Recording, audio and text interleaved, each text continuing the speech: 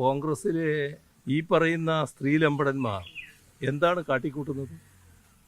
നിങ്ങൾ വന്ന തെളിവുകളും ഈ ഇതിന് ഇരയായ ആളുകൾ പ്രകടിപ്പിച്ച ആശങ്കകളും പരിശോധിച്ചാൽ കാണാൻ കഴിയുന്നത് എന്താണ്?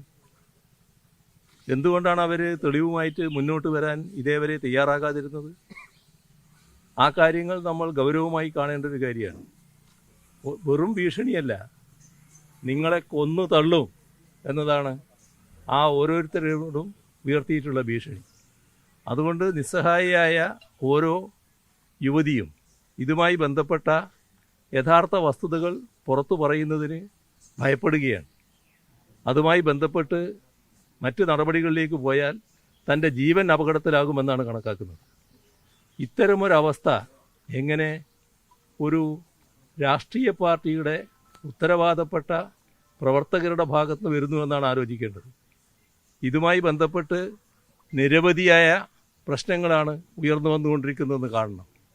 ഇപ്പോൾ വന്നതിനേക്കാളും അപ്പുറത്തുള്ള കാര്യങ്ങളും ചിലപ്പോൾ വന്നേക്കാം എന്നതും നാം കാണേണ്ടതായിട്ടുണ്ട്.